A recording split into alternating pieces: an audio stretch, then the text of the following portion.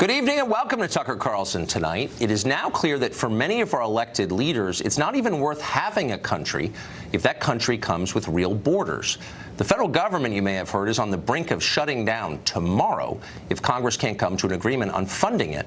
The main stumbling block remains DACA. That's, of course, President Obama's program that gives work permits to illegal immigrants who came here as minors. Almost all Democrats and many Republicans are pushing for an amnesty for DACA recipients, as well as for millions of other illegal immigrants. There's a striking fanaticism to their position. Illegal immigrants must be kept in this country at all costs, no matter what. For Democrats, it's understandable because the calculus is simple. Having abandoned the concerns of the middle class here, they need millions of new voters, and they need them fast. Otherwise, their party risks becoming a permanent minority. Replacing ungrateful citizens with obedient immigrants is their only hope. Every Democrat who's thought it through for even a minute knows this well. They can't say it in public, though, because obviously it's horrible. So instead, they're trying a new talking point. Illegal immigrants are terrific people, every single one of them, far more noble and law-abiding than you are. How dare you complain about their presence? You must be a bigot. The one problem with this line of argument is that it's vulnerable to facts. But until recently, there really were few reliable numbers on crimes committed by illegal immigrants. And this allowed Democrats to pretend that every person who sneaks across our border goes on to become a heart surgeon or a member of SEAL Team 6. We've got the data now, and it turns out, surprise, surprise, they've been lying to you. In the border state of Arizona, for example, illegal immigrants commit 2.5 times as many murders as American citizens do. They're almost 50% more likely to be in gangs. They commit more armed robbery and more sex crimes against children. Overall, they're about twice as likely to be convicted of crimes of all kinds, non-immigration related. And that's just in one state. In California, an illegal alien named Luis Brasamontes murdered 2 police officers. Brasamontes had been deported from this country multiple times. In each case, he came back, thanks to politicians who have zero interest in keeping people like him out. In court this Tuesday, Brasamontes bragged about his plans to escape from prison and murder more. I regret that. The only thing that I regret is that I killed too. I wish I killed more of them. So illegal immigration divides the country, it lowers wages for those who can least afford it, and in some cases, it literally costs Americans their lives. So why are we doing this? Because it's our moral duty. That's what our leaders are telling us. We have to. That's who we are. Just days ago, the Senate's most celebrated moral philosopher, Lindsey Graham of South Carolina, spoke for the country's entire ruling class when he explained the rationale for his views on immigration. Diversity is our strength.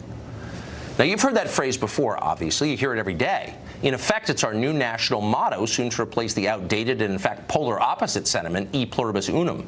Diversity is our strength. It'll be in our currency before long, trust me. But what exactly does it mean? You may have noticed that nobody ever bothers to explain exactly what it means. And more pressingly, is it true? The less we have in common, the stronger we are? Is a marriage stronger when spouses have radically different beliefs? Are you closer to your kids when you share no common points of reference? Do you speak the same language as your best friend? Could you be best friends if you didn't? These are important questions, given that our leaders are radically and permanently changing our country wholly on the basis of their faith that diversity is, in fact, our strength. Maybe we should have talked this through ahead of time. Somehow we didn't. House Majority Leader Kevin McCarthy tried to start that conversation today, and here's part of what he said. We did not survive, grow, and become the most powerful civilization in human history because we are focused on our diversity. It is not our differences that makes us stronger. It is our unity despite our diversity. Unity in past, of principles, and of the purpose that brought us out of many unto one. In other words, diversity isn't our strength. Unity is our strength. Don't the left lie to you. That doesn't mean we have to look alike. Doesn't mean we have to come from the same places. It does mean we have to share common beliefs. Otherwise, we'll hate each other, and the whole enterprise will fall apart. That's true in families, it's true in friendships, and it's true in countries, too. You already knew that because it's obvious. Our leaders spend most of their time denying it. They're lying to us. Kate Gallego is a Phoenix City Council member. She's running for mayor in that city, and she supports the continuation of DACA. She joins us tonight. Kate Gallego, thanks for joining us. Appreciate it. Thank you so much for having me. So trying to think through how legalizing people who are here illegally helps American citizens. And in Arizona, we have some data on this because the state passed, as you know, one of the toughest anti-immigration laws in the country in 2010. And the effects of that have been studied. And here's what they showed. There was a short-term labor shortage, obviously. People here to work, they can't work. There was a labor shortage. But over time, automation made up for it, and wages went up for American workers. Costs, meanwhile, went down. Prison costs went down, education costs went down dramatically by hundreds of millions of dollars. So given that we know that, why does it help the economy to legalize people here illegally? Right now, the city of Phoenix is the fastest growing city in the entire country. We added more people in 2016 than on any other city, and we're constrained by our workforce right now. We just had some folks from the home building industry come into the city of Phoenix and say, we could do so much more if we had a larger construction workforce. We could be creating jobs, we could building new affordable homes for people to live in, but we don't have the workforce we need. And they said that the point that they really feel like it's changed was not having enough people through immigration. Yeah. We're well, a lot of losing employers, I bet they feel Arizonans that are way. losing out. Yeah, because a lot of employers make that case, and they mean it. They want, obviously, cheaper labor. I think all employers do. Why wouldn't they? But if that's true, if more illegal immigrants make a place richer, then how many specifically do you think Arizona or Phoenix needs? How many illegals do you need in your city to make it richer? Would more be better? How about 10 million? Would that make it even richer?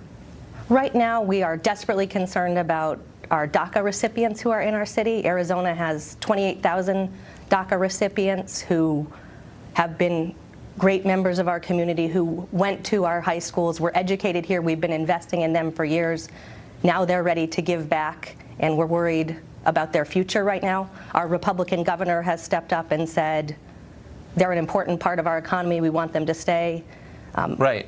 But you just said that. I mean, I just want to get to the nub of it, though, because I think it's a big deal. I mean, once you legalize people, they vote, they bring their relatives, it changes a place, maybe for the better, maybe for the worse, but we should be clear about the effects, I think. I think you'd agree. So if bringing in more people illegally and making them citizens makes you more prosperous, then why wouldn't you bring in 10 million and become really, really rich?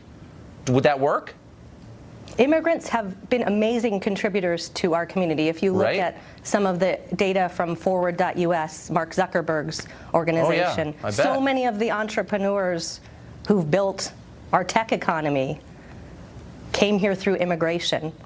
And we in Phoenix are desperate for more people in engineering and computer science. How many big tech companies were started by people from Central and South America, Latin America? So right now I'm sitting in Phoenix, Arizona, very close to a company called Fortis, that was started by a gentleman from Panama.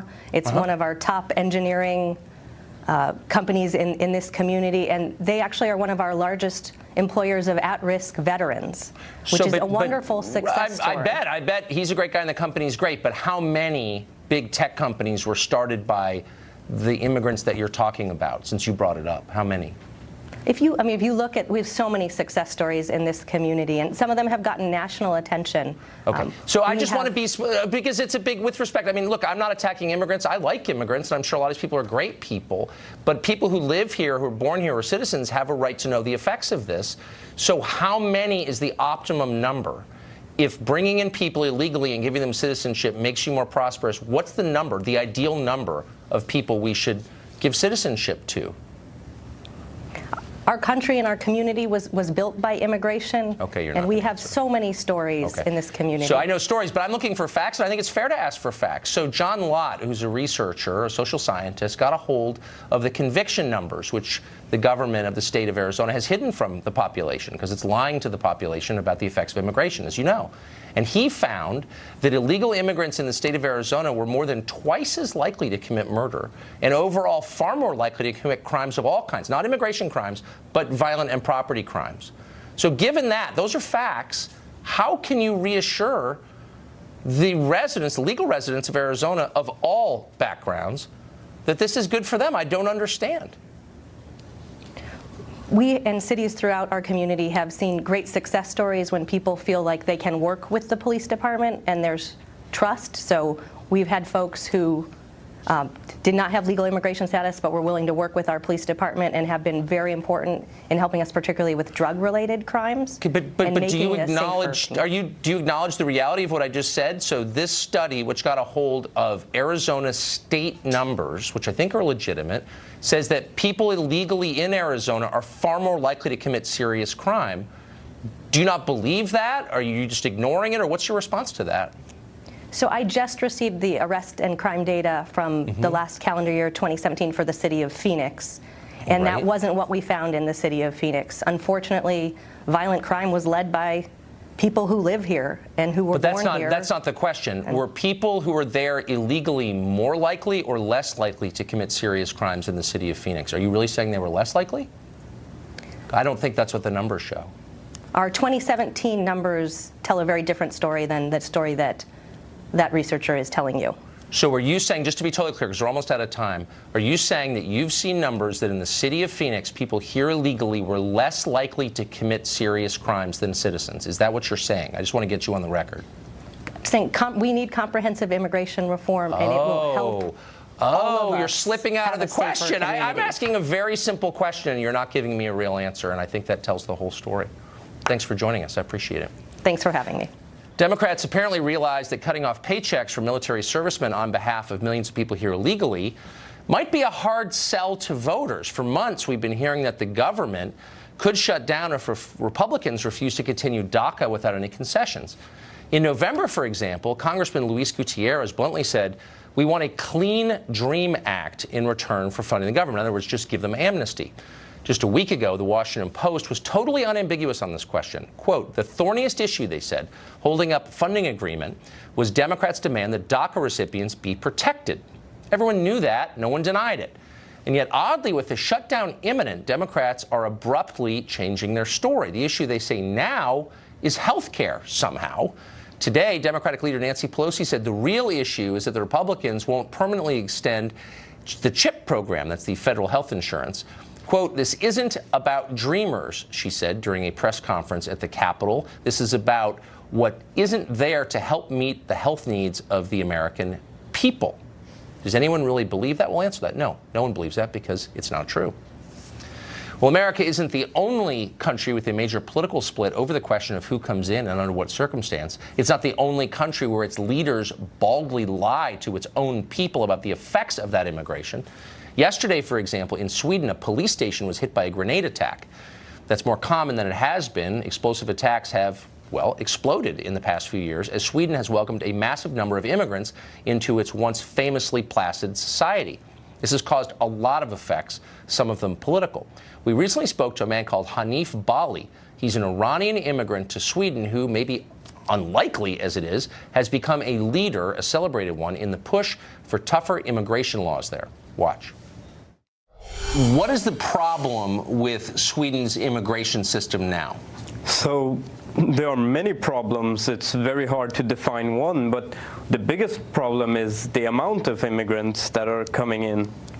In the last couple of years, we have taken in about 250,000 asylum seekers. And for comparison, that would be like America taking in about 8 or 9 million asylum seekers. This is people that Sweden provides housing, healthcare, schooling, and all these a lot of these expensive services that the Swedish welfare system gives to people.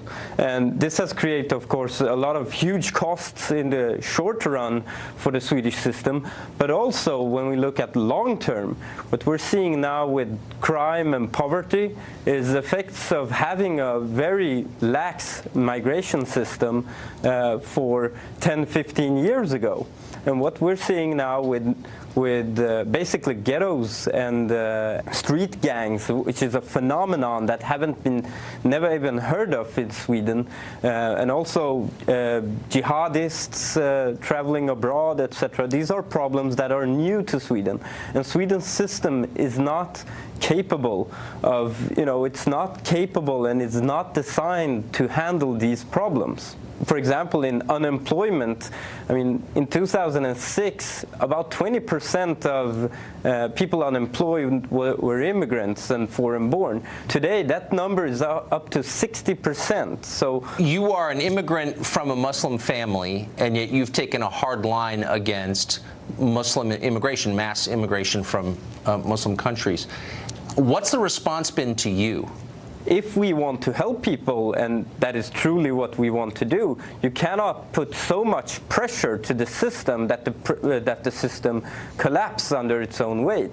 And the response I've been having, because I'm, merely putting this statement out that's saying, look, there's a limit to how many people you can take in, has been to call me basically Uncle Tom, a house nigger. I've been compared to Dr. Mengele, and this is not from random people on the street. These are people who have prominent posts in parties, in the left, in newspapers, and this is, of course, because I don't tell them the wishful thinking that they want to hear. Yes. Well, we're very familiar with that in this country. You're a brave man, and we wish you luck. Thank you for joining us tonight. Thank you. That man could be the next Prime Minister of Sweden. Nancy Pelosi says the Republican Party wants to foist something repulsive on America. So repulsive, probably not going to describe it on the air tonight. She says she might back a government shutdown in response. Mark Stein here to clear the air on that question. Stay tuned.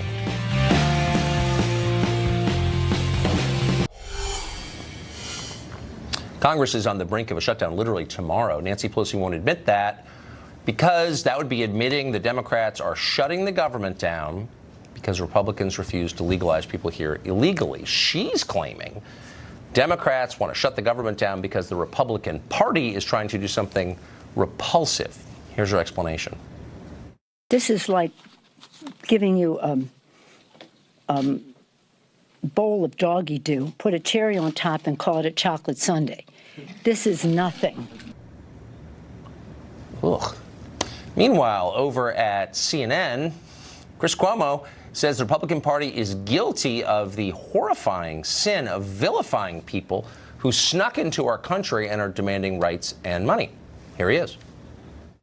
You guys have a pretty intentional effort to make illegal immigrants, as you call them, monsters. You put out this DHS report today that fictionalizes the risk of terror that is represented by people who come into this country illegally. We understand that that's against the law. We understand that it has to stop. But why make them all into villains?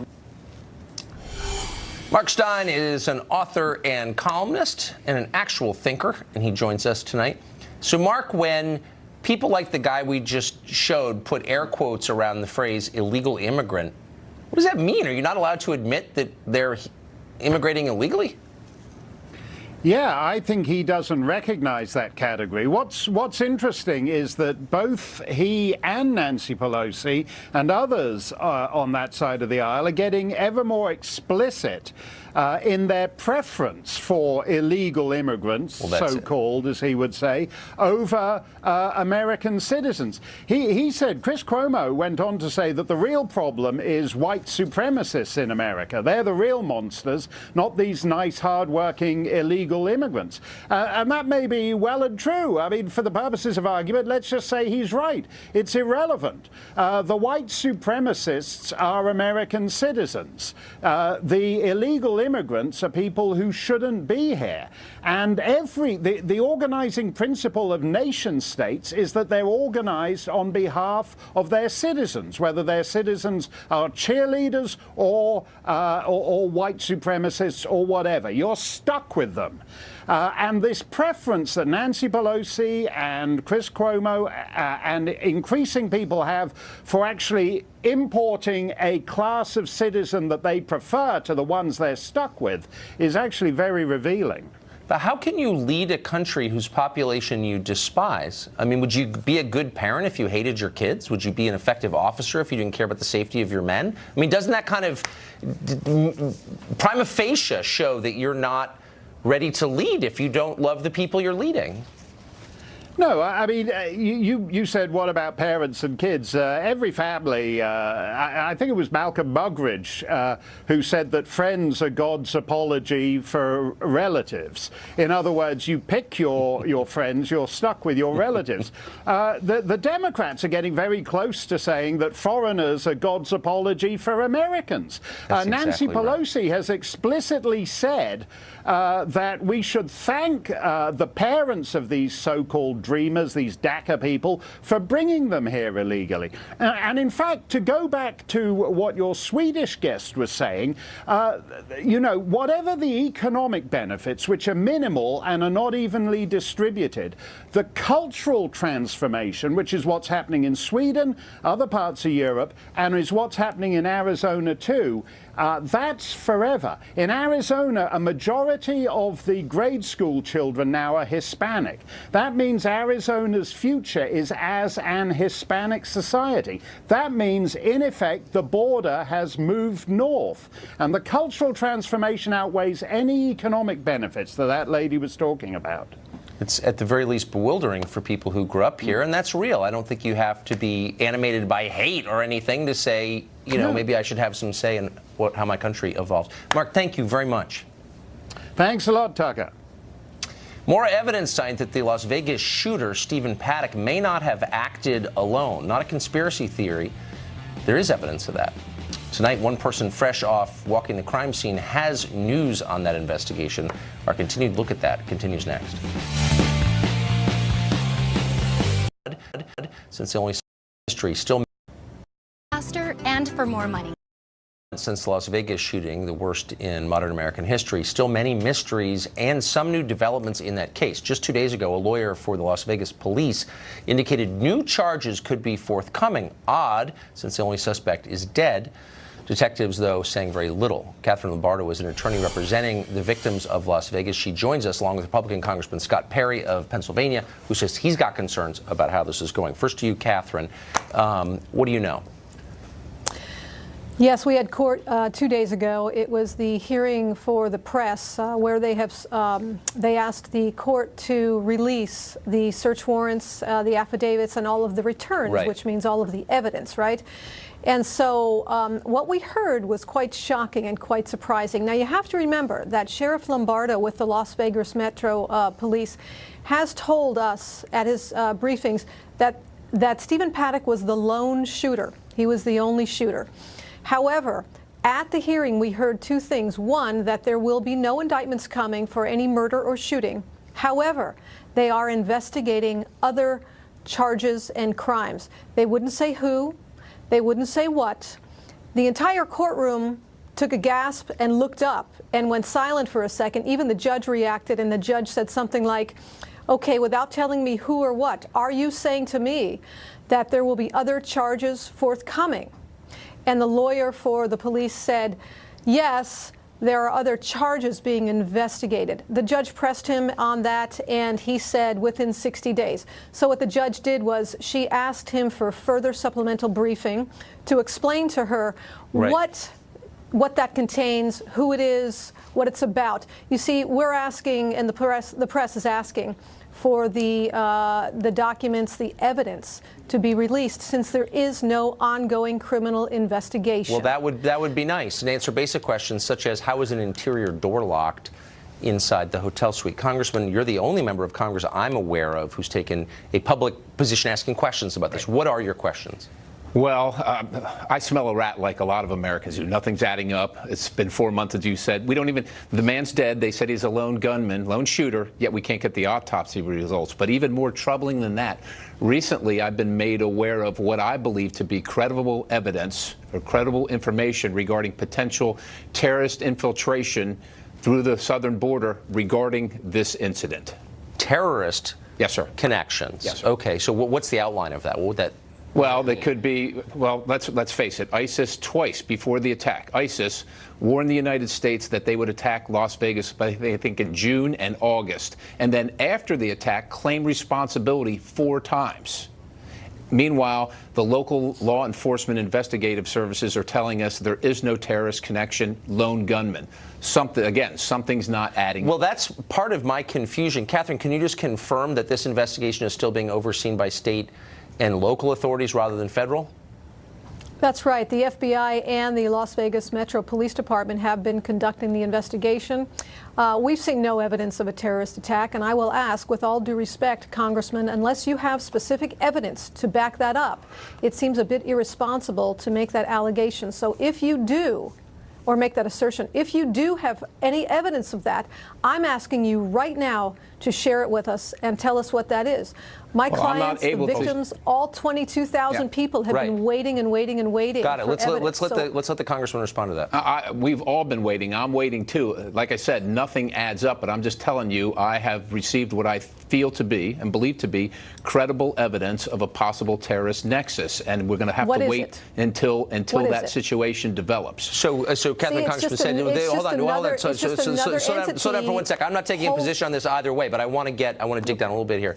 If that is your belief, does Congress have a role to play in this? I don't know that Congress has a role, but I think who does have a role is the National Counterterrorism Center. And if ISIS warns about an attack and then an attack occurs and then claims responsibility after the fact, right, it seems to me that at a minimum they should have some portion of the investigation to clearly debunk that claim. And yet it hasn't happened. Okay, so tomorrow, we're unfortunately out of time, but we will be taking a press conference tomorrow out of Las Vegas by the investigators. Hopefully we're going to learn more, and I hope we speak to both of you again on this. Thank you both very much. A powerful lobbying group wants to roll back a lot of the Republican Party's recent tax cut for the middle class. We invited them on to discuss their plan. They refused. Of course, we'll discuss it anyway. That's next. Doesn't like through retirement.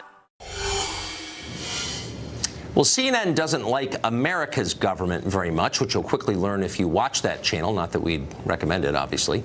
But that doesn't mean CNN doesn't like foreign governments. Boy, do they. Ever see their overseas programming? It is packed with unfiltered propaganda from various authoritarian regimes around the world, regimes that CNN presumably has business deals with.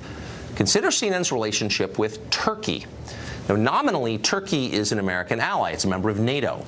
Yet the Turkish president, Erdogan, routinely attacks the United States in far harsher terms than, say, the government of Russia ever does. Just 3 days ago, President Erdogan accused this country of forming a 30,000-strong terrorist army in Syria to attack Turkey. He's also said it's, quote, very clear the U.S. supports ISIS, and he says he has video evidence to prove that. Now, that's lunatic rhetoric, and it's also dangerous. Yet no matter what he does or says, President Erdogan can rely on totally sympathetic coverage from CNN Turk. That's CNN's network in Turkey, its Turkish broadcast outlet. CNN Turk broadcasts every Erdogan speech in its entirety, even as it denies a platform to Turkey's increasingly besieged opposition parties. Now, the network, CNN Turk, accused an American professor with no evidence at all of helping to orchestrate a failed 2016 coup against President Erdogan. That's a claim that echoes precisely one of the Turkish government's most fervent talking points. One informed independent Turkish journalist says that CNN, quote, amplifies the hateful and xenophobic narrative of the Erdogan regime. The question we think might be interesting to get an answer to is, how much is CNN making in exchange for spewing one-sided authoritarian propaganda on behalf of a hostile foreign power? We contacted CNN to find out. We have not yet received an answer, but of course we'll let you know when we do. If you're a middle-class conservative, you probably grew up thinking the Chamber of Commerce was on your side, standing up for small business, pushing back against pointless regulation and faculty lounge socialism. That's probably the Chamber of Commerce you remember. Well, here's an idea from the new and definitely not improved Chamber of Commerce: higher gas taxes. In order to fund federal infrastructure spending, the Chamber of Commerce is pushing an additional 25 cents a gallon fee on gasoline. That's more than double the overall federal gas tax. So who exactly would pay that tax? Not rich Hillary voters in cities. They take car services, Uber, or ride the subway. Not the poor. They don't drive much. Nope. The people who will pay this tax that the Chamber is pushing and who will feel the pain of it are middle-class Americans who drive to work. So if you make 60 grand a year and commute more than 10 miles to your job, this is going to hurt you. Does the Chamber of Commerce care about that? We invited them on this program to explain themselves. They declined. Maybe they were exhausted from lobbying for that massive corporate tax cut last month. We'll keep you posted. Time for final exam. Leland Vittert, who defeated Shannon Bream, is back. Will he keep his winning streak alive? And can you outperform our hardened news professionals in summing up the news of the week? We'll be right back.